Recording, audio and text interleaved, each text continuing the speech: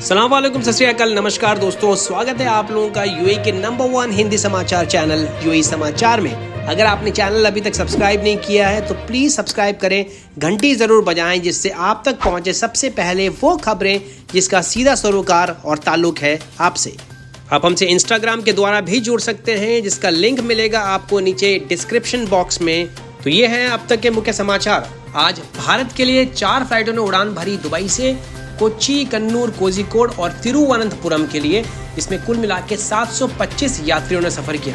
Indian consulate Dubai के अधिकारियों ने विश्वास जताया है कि कोई भी हवाई जहाज पे सीट खाली नहीं छोड़ी जाएगी और नो शो की स्थिति में वेटिंग लिस्ट वाले यात्रियों को सीट अलॉट की जाएगी। कॉन्सुलेट ने यात्रियों से अपील की है कि कम से कम 4 घंटे पहले एयरपोर्ट पे पहुंचे। कॉन्सुलेट ने ये भी कहा है कि वो सारी महिलाएं जो कि 27 वीक की प्रेगनेंसी में हैं उनको लेके आना होगा fit to fly certificate doctors के द्वारा इशूड, और वो 72 घंटे तक मान्य रहेगा फ्लाइट टाइमिंग से पहले, जिससे फ्लाइट यात्रा के दौरान उनको किसी भी किस्म का जोखिम न उठाना पड़े।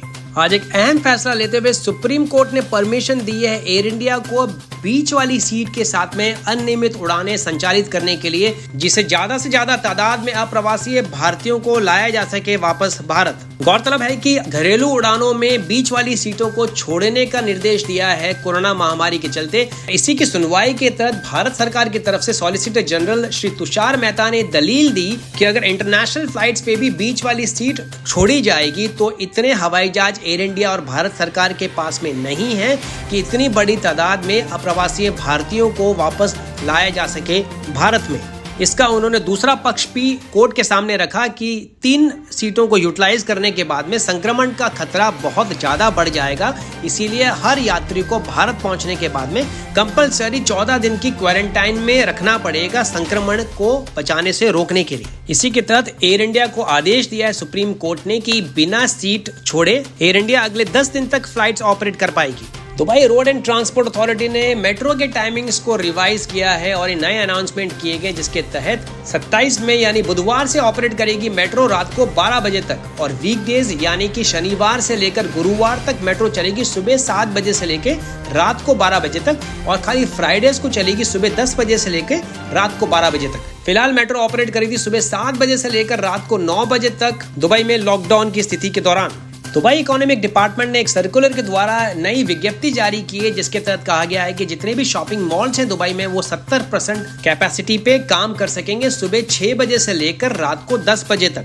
और इसके तहत सारे एहतियाती कदमों को उठाना जरूरी है, चाहे वो स्टाफ है चाहे वो कस्टमर्स हैं, हर एक के लिए मास्क पहनना अनिवार्य है। मॉल्स की दुकानों में 70% तक स्टाफ को काम करने की परमिशन भी दे दी गई है। मॉल्स की सारी एलिवेटर्स यानी लिफ्ट के अंदर जमीन पे मार्किंग करना अनिवार्य है सोशल डिस्टेंसिंग की सीमा बताते हुए। हाई रिस्क इंडिविजुअल्स को परमिशन नहीं दी गई है मॉल में एंटर करने के लिए। 12 साल से कम उम्र के बच्चे या कोई मेडिकल कंडीशंस के कॉम्प्लिकेशंस हैं, 60 साल के ऊपर के सीनियर सिटीजन्स को भी मॉल्स एंटर करने की परमिशन नहीं दी गई है। इसके अलावा तमाम ऑफिसेज में 50% तक परमिशन दी गई है स्टाफ को काम पे लौटने के लिए। Ministry of health and prevention के नए आंकड़ों के मुताबिक पिछले 24 घंटों में 779 नए केसेस कोरोना के सामने आए हैं, जिसको मिला के टोटल केसेस हो गए 31,086 यानी 31,086।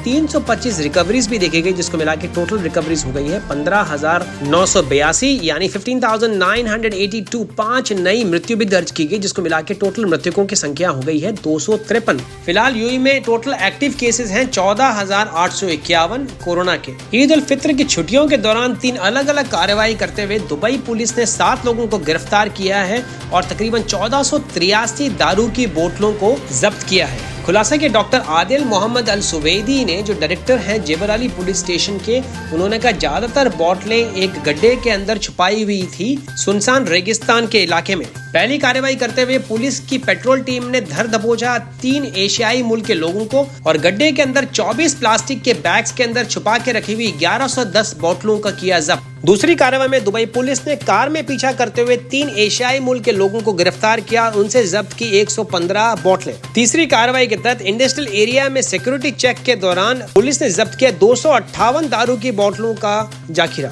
आज शारजा ने भी अनाउंस किया है मेजर टूरिस्ट साइट्स को शारजा में खोलने का, जिसके तहत शारजा इन्वेस्टमेंट डेवलपमेंट अथॉरिटी ने अनाउंस किया है काफी सारे टूरिस्ट डेस्टिनेशन यानी मनोरंजन की जगह और घूमने फिरने की जगह को खोला जाएगा लोगों के लिए, जिसमें Al Qasba, Al Majaz Waterfront, Al Noor Island, Flag Island, Heart of Sharjah project, Mleiha Archaeological and Eco Tourism project, Khorfakkan Beach, Maraya Art Centre, 1971 Design Space को खोला जाएगा लोगों के लिए। इसके अलावा डबल डेकर बस जो कि सिटी साइटिंग शारजा के नाम से जानी जाती है, वो भी पर्यटकों को घुमाने के लिए अपने नियमित रूट्स पे दौड़नी चालू हो जाएगी। इसके अलावा शुरूक प्रॉपर्टीज द्वारा संचालित काफी सारी होटलें जिसमें चैदी अल बेत, अल बदाया रिट्रीट, अल्फाया रिट्रीट और किंगफिशर रिट्रीट शामिल हैं, वो भी पर्यटकों के लिए खोली जाएगी। फेडरल टैक्स अथॉरिटी ने नए अध्यादेश जारी किए हैं जिसके तहत जो बैन की अवधि है जो लगाई गई थी पहले वाटर पाइप्स यानी हुक्का और यानी इलेक्ट्रॉनिक सिगरेट्स के ऊपर, वो अब जून 1 से बढ़ा के कर दी गई जनवरी 1, 2021। पहले ये कहा गया था कि जितनी भी ये प्रोडक्ट्स हैं इनके ऊपर इलेक्ट्रॉनिक मार्का होना जरूरी है, लेकिन कोरोना महामारी के चलते जितने भी व्यापारी और जो ट्रेडर्स और सप्लायर्स हैं जिनके पास में अभी फिलहाल स्टॉक रखा हुआ है, उन्होंने ये मियाद आगे बढ़ाने की अपील की थी सरकार से, जो अब मान ली गई है। एक 35 साल के भारतीय नागरिक को अपने सहकर्मी की हत्या के आरोप में गिरफ्तार किया गया शारजा में। कुछ पर्सनल इश्यूज पर आपसी कहासुनी के दौरान आरोपी ने 27 साल के मृतक की छुरा घोंपकर हत्या कर दी थी और फरार हो गया था। ईद के पहले दिन हुई इस घटना के बाद शारजा पुलिस ने त्वरित कार्रवाई करते हुए किया गिरफ्तार।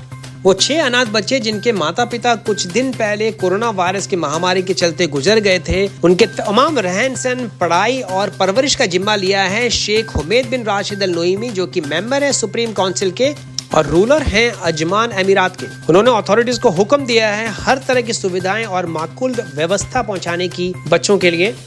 तो ये थे अब तक के मुख्य समाचार। अगर आपने चैनल सब्सक्राइब नहीं किया है तो प्लीज सब्सक्राइब करें, नीचे लाल रंग का बटन दबाएं, उसके पास में लगी हुई घंटी को जरूर दबाएं, जिससे आप तक पहुंचे सबसे पहले सबसे बड़ी यूएई की वो खबरें जिसका सीधा सरोकार है आपसे।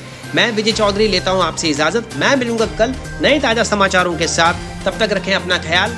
सत श्री अकाल, शबा खैर, नमस्कार।